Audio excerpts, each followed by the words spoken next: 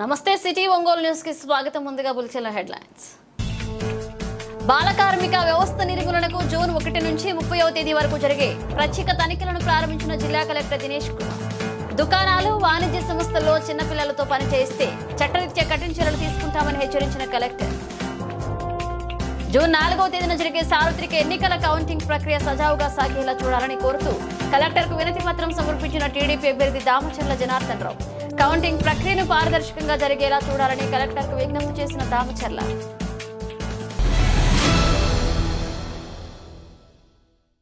ఇక వివరాల్లోకి వెళితే బాల కార్మిక వ్యవస్థ నిర్మూలనకు జూన్ 1 నుంచి 30వ తేదీ వరకు జరిగే ప్రత్యేక తనిఖీలను జిల్లా కలెక్టర్ దినేష్ కుమార్ జెండా ఊపి ప్రారంభించారు. ఒంగోలులోని ప్రకాశం భవన్ నందు జరిగిన కార్యక్రమంలో కలెక్టర్ దినేష్ కుమార్ పాల్గొన్నారు. ఈ సందర్భంగా జిల్లా కలెక్టర్ మాట్లాడుతూ దుకాణాలు, వాణిజ్య సంస్థల్లో చిన్నపిల్లలతో పనిచేస్తే చట్టరీత్యా కఠిన చర్యలు తీసుకుంటామని హెచ్చరించారు. బాల కార్మికులు ఎక్కడైనా పనిచేసినట్లు చూసిన వారు పోలీస్ నెంబర్ 100కు గానీ చైల్డ్ లైన్ నెంబర్లకు సమాచారం ఇవ్వొచ్చన్నారు జిల్లా కలెక్టర్.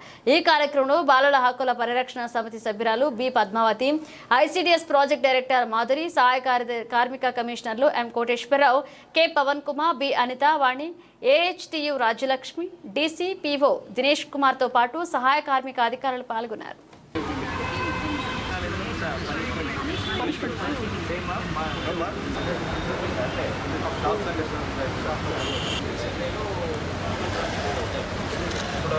కాల్ సెంటర్స్ అట్లా ఉందా? హెల్ప్ డెస్క్ అట్లా ఉన్నాయా?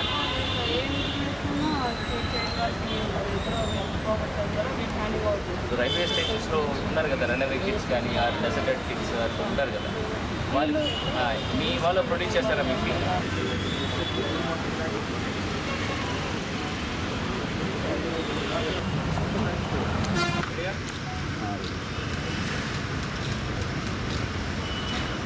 అండ్ బాండెడ్ లేబర్ ప్రొహిబిషన్ కోసము జూన్ 1 నుండి 30 తారీఖు వరకు ఒక ఎంటైర్ మంత్ లాంగ్ ఒక డ్రైవ్ ఏర్పాటు చేయడం జరిగింది. దీంట్లో జిల్లా వ్యాప్తంగా 3 టీంలు 3 డిఫరెంట్ రీజన్స్కి కేటాయించడం జరిగింది.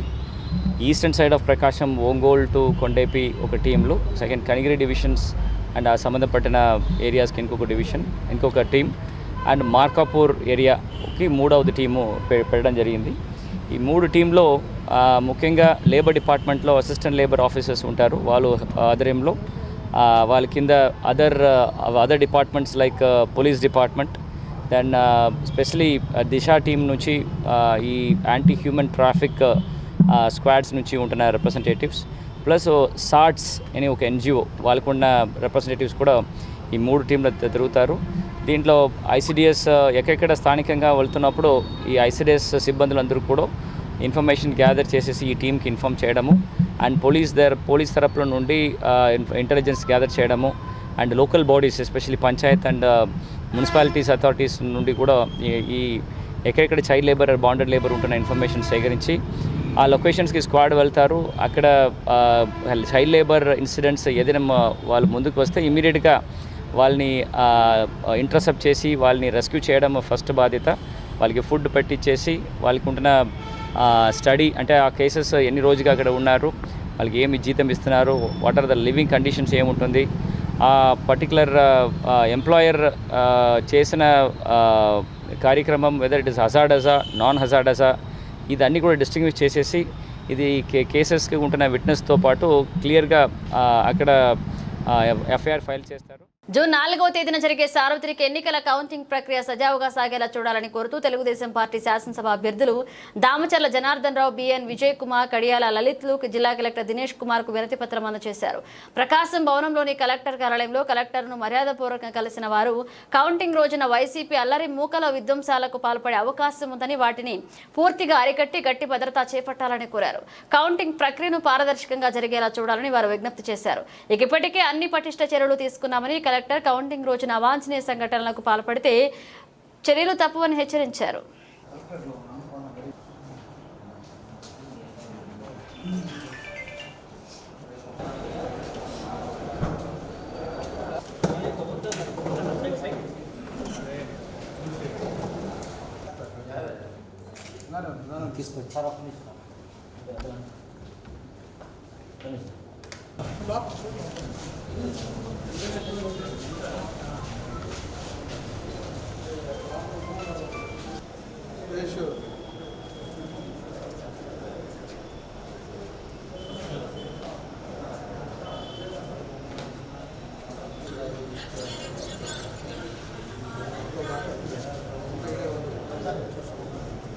మన పార్టీ వాళ్ళందరం కూడా కలెక్టర్ గారిని ఒకసారి కలుద్దామని చెప్పేసి ఈరోజు కలెక్టర్ గారి దగ్గరికి వచ్చాం. మెయిన్ 2-3 ఇష్యూస్ మీద కలెక్టర్ గారితో డిస్కస్ చేయడం జరిగింది. ఒకటి, పోస్టల్ బ్యాలెట్స్ జాగ్రత్తగా దాన్ని కౌంటింగ్ అప్పుడు జాగ్రత్తగా సెక్యూరిటీని కూడా పెంచాలి, సెక్యూరిటీ ద్వారా చేయాలని చెప్పేసి అది కూడా చెప్పడం జరిగింది. ఎందుకంటే పోస్టల్ బ్యాలెట్స్ ఈసారి ఎక్కువ జరిగింది కాబట్టి కావాలని చెప్పి దాని మీద ఏదో ఒక విధంగా స్టాంపు లేదనో లేకపోతే మార్క్ లేదనో ఏదో విధంగా అబ్జెక్షన్స్ పెట్టి దాన్ని ఇబ్బందులు పెట్టాలనే ఆలోచనతోటి ఉంటారు. కాబట్టి దాన్ని అక్కడ సెక్యూరిటీ కూడా పెంచేసి దాన్ని రౌండ్స్ అయిపోయే లోపల పోస్టల్ బ్యాలెట్స్ కూడా కంప్లీట్ అయ్యేటట్టుగా దాని టేబుల్స్ కానీ దానికి సఫిషియెంట్ మెంబర్స్ కానీ పెట్టి చేసే విధంగా చేయాలని చెప్పేసి కూడా కలెక్టర్ గారి దృష్టికి తీసుకెళ్ళాం. ఆయన తప్పకుండా దాన్ని అయ్యేటట్టే చేస్తాం, దాన్ని కూడా సెక్యూరిటీని కూడా పెడతామని చెప్పి కూడా కలెక్టర్ గారు చెప్పడం జరిగిందని చెప్పి కూడా తెలియజేస్తున్నాం. ఇంకొకటి, ఎక్కడ కూడా ఏజెంట్స్ ఎవరైతే ఉన్నారో దాంట్లో మనకి ఇండిపెండెంట్గా ఉండే క్యాండిడేట్ని కూడా అందరినీ కూడా ఎలవ్ చేయాలని చెప్పేసి కూడా అది కూడా అడిగాం. దాన్ని కూడా కలెక్టర్ గారు దాన్ని ఎంతమంది ఇండిపెండెంట్స్ ఉంటారో దాన్ని కూడా యాక్సెప్ట్ చేశారు. దాని ప్లేస్ తక్కువ ఉంది కాబట్టి చైర్స్ లేకపోయినా కూడా నిలబడి ఉండేటట్టుగా దాన్ని మీరు చూసుకోవాలని చెప్పేసి కూడా ఆయన చెప్పడం కూడా జరిగింది.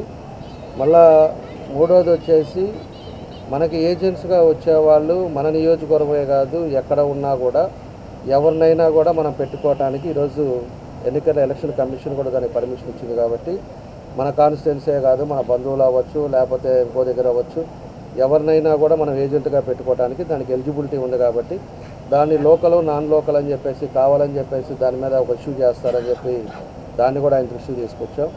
దాన్ని కూడా ఎవరినైనా మీరు పెట్టుకోవచ్చు, అట్లాంటి దాన్ని ఇష్యూ చేస్తే చెప్తే వాళ్ళని బయటికి పంపించే బాధ్యత తీసుకుంటామని చెప్పి కూడా కలెక్టర్ గారు చెప్పారు. ఇవన్నీ ఏదైతే పీస్ఫుల్గా జరగాలనేది మా ఉద్దేశం. ఎందుకంటే ఈ వైఎస్ఆర్ పార్టీ వాళ్ళు కావాలని చెప్పేసి ముందుగానే రేపు గొడవ చేద్దామంటే ముందు రోజు వచ్చి మేము గొడవలు జరుగుతాయని చెప్పేసి వాళ్ళు మా మీద గొడవ చేస్తామని చెప్పి కావాలని చెప్పి నెక్స్ట్ రోజు గొడవ చేసే పద్ధతులు వాళ్ళవి. కాబట్టి మేమేందంటే ఎప్పుడు కూడా తెలుగుదేశం పార్టీ పీస్ఫుల్గా మనం చేసేది కష్టపడ్డాం, మనకు తగ్గట్టుగా పీస్ఫుల్గా జరగాలి. ఏ పని జరిగినా పోలింగ్ అయినా కూడా మొన్న అదేవిధంగా రేపు కౌంటింగ్ అయినా పీస్ఫుల్గా జరగాలనే ఉద్దేశం ఉంటుంది తప్పితే ఎక్కడా కూడా గలబాలకు పోయి కావాలని చెప్పి ఇష్యూ చేసుకునే పరిస్థితి ఇదివరకు కూడా ఎప్పుడు ఉండేది కాదు. ఆ పీస్ఫుల్ అట్మాస్ఫియర్లో రేపు కౌంటింగ్ జరగాలని చెప్పేసి మన ఆర్ఓ గారిని కలెక్టర్ గారిని కూడా కలిసి దాన్ని అందరం కూడా చెప్పడం కూడా జరిగింది. జిల్లాలో కూడా ఎక్కడ కూడా ప్రాంతంలో కూడా ఇది ఇబ్బంది లేకుండా చేసే విధంలో చేయాలని చెప్పేసి దానికోసం ఈరోజు కలెక్టర్ గారిని కలిసాం. అన్నీ కూడా ఆయన కూడా అన్నీ నోట్ చేసుకున్నారు. తప్పకుండా దానికి తగ్గట్టుగా ప్రికాషన్స్ తీసుకుంటానని చెప్పేసి కూడా చెప్పడం జరిగిందని చెప్పి తెలియజేస్తాను. ఒంగోలు శాసనసభ్యులు బాలినేని శ్రీనివాసరెడ్డి ఒంగోలు చేరుకున్నారు. ఎన్నికల అనంతరం మళ్లీ ఒంగోలుకు తిరిగి రావడంతో ఆయన అభిమానులు పెద్ద సంఖ్యలో రైల్వే స్టేషన్ వద్ద ఆయనకు ఘనంగా స్వాగతం పలికారు. తన అభిమానులను చూసి ఆనందానికి గురైన ఆయన వారికి అభివాదం చేశారు. ఈ సందర్భంగా ఒంగోలు గడ్డ బాలినేని అడ్డా అంటూ ఆయన అభిమానులు పెద్ద సంఖ్యలో నినాదాలు చేశారు. అనంతరం రైల్వే స్టేషన్ నుండి వాహన శ్రేణి ద్వారా లాయర్పేటలోని ఆయన నివాసానికి అభిమానులతో తరలి వెళ్లారు.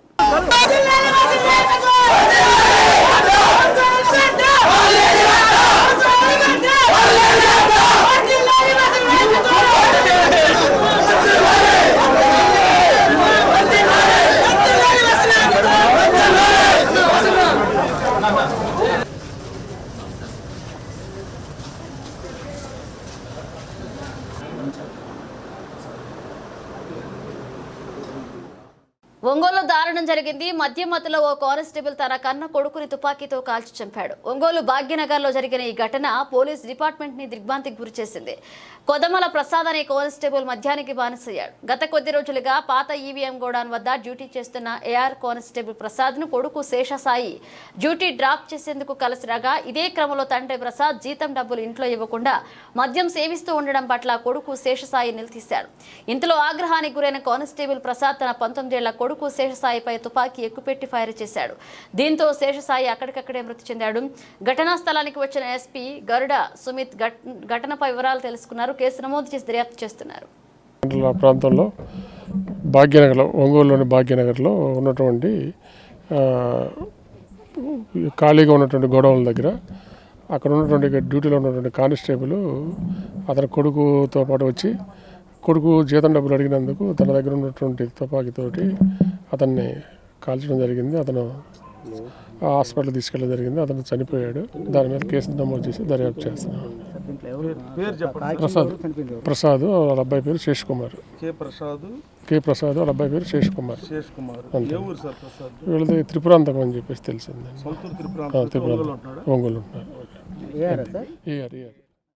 రక్తదానం ప్రాణదానంతో సమానమని డిఎఫ్ఓ అంకిరెడ్డి అన్నారు. శ్రీనివాస మెడికల్ ఏజెన్సీ మేఘనా మెడికల్ ఆధ్వర్యంలో ఒంగోలు నగరంలోని కొత్త కూరగాయల మార్కెట్ వద్ద గల రెడ్ క్రాస్ నందు జరిగిన రక్తదాన శిబిరాన్ని ఆయన ప్రారంభించారు. ఈ సందర్భంగా పలువురు సిబ్బంది స్వచ్ఛందంగా రక్తదానం చేశారు. అనంతరం రక్తదానం చేసిన వారిని blood bank convener Mangalagiri Narasimharao ప్రత్యేకంగా అభినందించారు.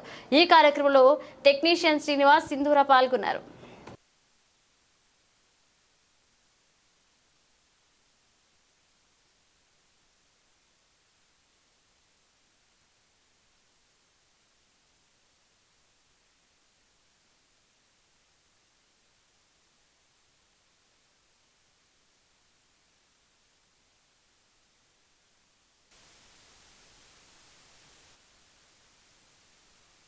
ఇవాళ ఒంగోలులోని రెడ్ క్రాస్ నందు మేము బ్లడ్ ఇవ్వడానికి వచ్చాము. ఇక్కడ బ్లడ్ నిల్వలు తక్కువగా ఉన్నందువల్ల రెడ్ క్రాస్ వాళ్ళు మమ్మల్ని సంప్రదించారు. మీ వంతు చేయండి అని చెప్పేసి. మాది వచ్చేసరికి మేఘనా మెడికల్స్ అండి, Ongole and Srinivasa medical agency వారి ఆధ్వర్యంలో మేము ఆ స్టాఫ్ అందరినీ మొబిలైజ్ చేసి అందరినీ పిలవడం జరిగింది. మా స్టాఫ్ అంతా బాగా సహకరించి అందరూ వచ్చి బ్లడ్ ఇవ్వడం జరిగింది. ఇందుకోసం మన రెడ్ క్రాస్ వారు ఎవరైనా ఉంటే చెప్పండి అని చెప్పారు. మేము ముందుకు వచ్చి మేము బ్లడ్ ఇవ్వడం జరుగుతుంది. ఇలాగే మిగతా వాళ్ళు కూడా మన యూత్ కానీ యువత కానీ ముందుకు వచ్చి బ్లడ్ నిల్వల్ని ఎప్పటికప్పుడు ప్రతి 3 నెలలకు ఒకసారి 6 నెలలకు ఒకసారి ఇవ్వడం వల్ల మన వల్ల కొంతమంది సేవ్ అవుతారు. రోడ్డు ప్రమాదాల్లో ఇబ్బంది పడే వాళ్ళు కానీ లేక రక్త నిల్వలు దొరక్క చనిపోయే వాళ్ళని కూడా మనం చాలా జాగ్రత్తగా ఇచ్చేసుకోవచ్చండి. అలాగే అందరూ కూడా బ్లడ్ ఇవ్వాలని మనస్ఫూర్తిగా కోరుకుంటున్నాను. Thank you sir. ఈ ఎండాకాలంలో కాలేజీలు వీటన్నిటికీ సెలవులు ఉన్నందువలన రక్త నిల్వలు రెడ్ క్రాస్ కానీ బ్లడ్ బ్యాంకులు అన్ని చోట్ల చాలా తక్కువగా ఉన్నాయి. అందుకని మేము అందరినీ మొబిలైజ్ చేసేసి బ్లడ్ డొనేట్ చేయండి అని చెప్పి మేఘనా మెడికల్ శ్రీనివాస్ అంకిరెడ్డి గారిని సంప్రదించాము. వారు ఈరోజు 2వ తారీఖు ఆదివారం మేము సెలవు కాబట్టి మేము అందరినీ మొబిలైజ్ చేసేసి బ్లడ్ ఇప్పిస్తామని చెప్పి ఈరోజు కొత్త మార్కెట్ దగ్గరికి వెళ్ళి రెడ్ క్రాస్ భవన్లో బ్లడ్ క్యాంప్ ఏర్పాటు చేసి ఉన్నారు. ఈరోజు అంకిరెడ్డి వాళ్ళ ఆధ్వర్యంలో సుమారు ఒక 20 నుంచి 30 మంది యువకులు వచ్చి రక్తదానం చేస్తున్నారు. ఇట్నే యువకులు కానీ అందరూ కూడా బ్లడ్ ఇస్తే మనం ఇంకొకరికి సహాయం చేసినట్టు ఉంటుంది అనేది గుర్తించి అందరూ వచ్చి రక్తదానం చేయాలని చెప్పి కోరుకుంటున్నాను. శ్రీనివాస మెడికల్ ఏజెన్సీ తరపున ఇవాళ మేము రక్తదానం చేయడానికి వచ్చాము. చాలామంది ఆడవాళ్ళలో రక్తం ఇవ్వకూడదు అని చెప్పేసి అపోహ ఉంటుంది. అట్లాంటిది ఏమీ ఉండదు. మన వల్ల చాలామంది సేవ్ అవుతారండి. అట్లాంటి అపోహలు ఏం పెట్టుకోమాకండి. అందరూ రక్తదానం చేయాలి అని చెప్పేసి కోరుకుంటున్నాం. కొత్తపట్టణం మండలం ఆలూరు గ్రామంలో శ్రీ అభయాంజనేయ స్వామి వారి ప్రతిష్ట మహోత్సవ కార్యక్రమం అంగరంగ వైభవంగా జరిగింది. హనుమాన్ జయంతిని పురస్కరించుకుని 27 అడుగుల గ్రామ రక్షణ అభయాంజనేయ స్వామి శ్రీ పంచముఖ ఆంజనేయ స్వామి వారి విగ్రహ ప్రతిష్ట కన్నుల పండగగా సాగింది. బ్రహ్మశ్రీ గోనుగుంట బ్రహ్మానంద శర్మ అర్చకత్వంలో సాగిన ప్రతిష్ట కార్యక్రమం ఆద్యంతం కమనీయంగా జరిగింది. గ్రామంలో జరిగిన విగ్రహ ప్రతిష్ట మహోత్సవ కార్యక్రమంలో గ్రామ ప్రజలు అధిక సంఖ్యలో పాల్గొన్నారు. ये भोता प्रजरम से देवा नारकेल भूतों के निको बलि देना अरे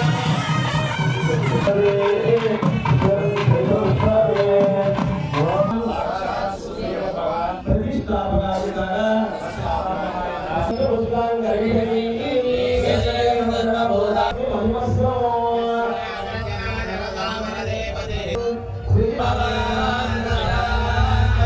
कमिशन भोजन